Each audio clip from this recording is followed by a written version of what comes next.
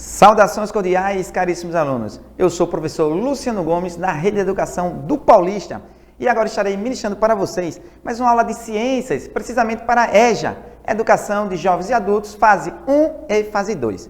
Muito bem, professor, qual é o tema da nossa aula para hoje? O tema da nossa aula consiste basicamente em alimentos e alimentação. Professor, e o que temos para hoje dentro deste conteúdo? Nós temos para hoje, inicialmente, uma breve revisão. Em seguida, irei estar trazendo informação sobre o que comer e quando comer.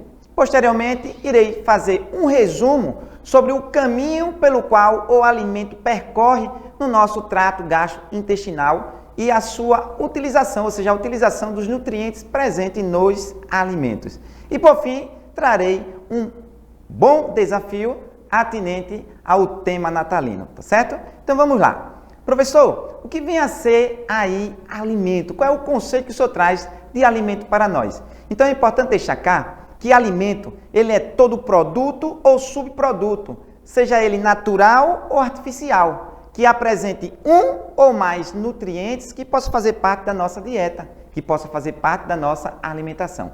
Para ser alimento tem que ter, no mínimo, um ou mais nutrientes. Ô professor, revisa para nós, por gentileza, o que vem a ser nutrientes. Nutrientes são substâncias químicas que podem ser orgânica ou inorgânica. Orgânica, proteínas, vitaminas, carboidratos, lipídios, dentre outros. Professor, e quais são os nutrientes inorgânicos? Água e sais minerais.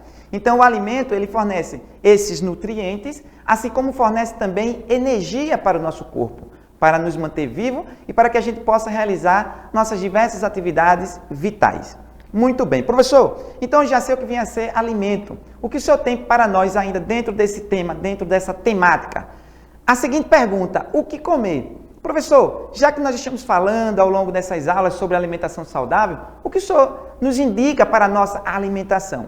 Então, é recomendável a utilização de alimentos naturais, de alimentos não processados ou de alimentos parcialmente processados, para evitar possíveis problemas de saúde. Então, quais são os principais alimentos? Os alimentos mais nutritivos, os alimentos mais saudáveis, os alimentos mais ricos e equilibrados em nutrientes. Lembrando que nós não temos em um único alimento todos os nutrientes que o nosso corpo precisa. Isso é notório. Por isso precisamos ter uma alimentação equilibrada, um pouco de cada alimento. O primeiro e principal alimento que não deve faltar em nossa alimentação, em nossa dieta, para garantir aí uma alimentação saudável, é o leite.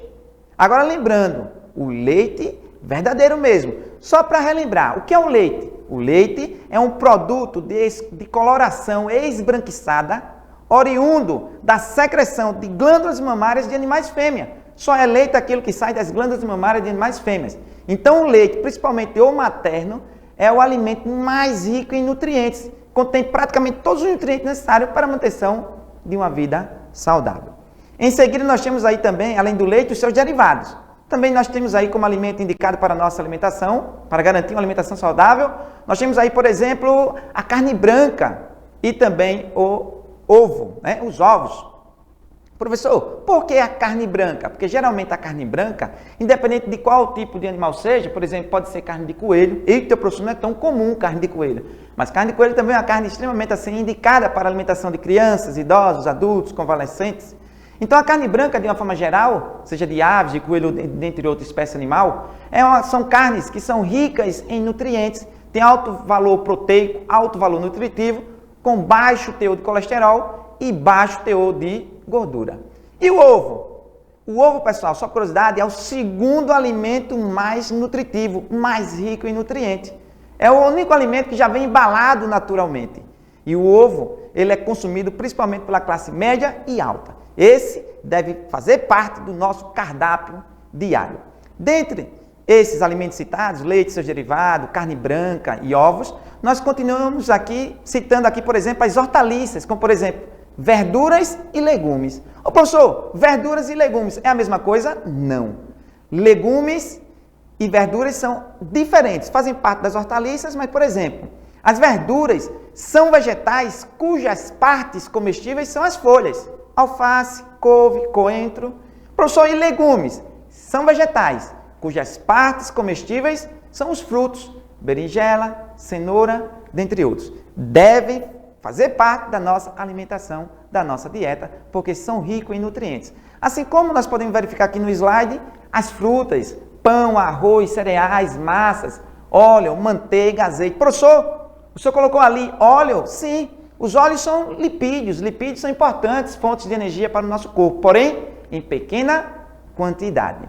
Professor, e quando eu devo comer? É importantíssimo a gente manter aí sempre os mesmos horários das nossas alimentações, porque o nosso corpo ele tem essa capacidade de se adaptar ao nosso horário, ao nosso regime alimentar.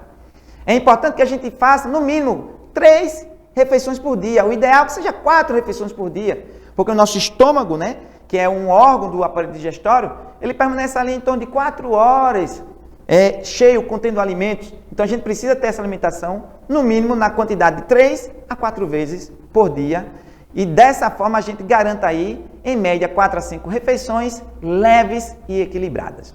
Muito bem, professor, qual é o caminho percorrido que o alimento faz em meu corpo, até os nutrientes serem utilizados para alguma função? Então, vamos lá. Primeiro, é importante citar que é preciso ter a digestão. Professor, o que é a digestão? É a quebra de macromoléculas em micromoléculas, ou seja, em moléculas menores. Por exemplo, a gente não absorve as proteínas. A gente quebra as proteínas na digestão e absorve aí os aminoácidos. E posteriormente, após a absorção, acontece a metabolização desse nutriente, a utilização desse nutriente para formar tecidos e etc. Professor, qual é o caminho que o alimento faz? O caminho ele tem início na boca e tem término já no intestino grosso. Quais são as partes, professor, do sistema digestório? Nós temos a boca, nós temos a faringe, nós temos aí o esôfago, o estômago, intestino delgado e intestino grosso. Na boca, o alimento ele já passa a receber o nome de bolo alimentar, porque se mistura aí com a saliva. A boca é formada por lábios, dentes, língua, saliva.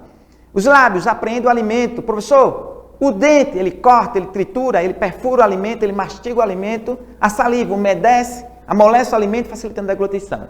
O bolo alimentar vai para a faringe, posteriormente para o esôfago, em seguida para o estômago. No estômago, o alimento ele é misturado com o ácido clorídrico, que é uma substância química que vai ajudar na digestão do alimento. Já no estômago, o alimento recebe o nome de quimo, porque ele se mistura aí com a substância química. Depois do estômago, professor, para onde vai o alimento? Para onde vai o quimo? Ele vai para o intestino delgado. O intestino delgado é justamente o local onde acontece aí a absorção dos nutrientes. Então, é no intestino delgado que acontece a absorção dos nutrientes. No intestino delgado, o quimo, ele recebe o nome de quilo.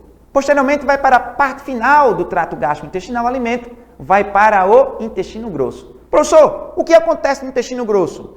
No intestino grosso, acontece basicamente a absorção de água e a formação das fezes. Quanto mais tempo o alimento passar no intestino grosso, mais as fezes serão tenras, mais duras e ressecadas, porque quanto mais tempo o alimento passa, o bolo alimentar, que no intestino grosso ele recebe o nome de bolo fecal, ele passa no intestino grosso, ele perde água e vai dificultar aí no processo de evacuação. Mas no intestino grosso acontece a absorção de água e formação das fezes. E em seguida ele passa aí no intestino grosso pelas suas partes, como por exemplo, seco, colo e reto. Então esse é o caminho que o alimento faz em nosso corpo. Ô professor, depois desse caminho, no local da absorção, depois da absorção, o que acontece com os nutrientes? Eles são metabolizados, eles são utilizados para desempenhar inúmeras funções em nosso corpo, formação dos tecidos e dentre outras funções.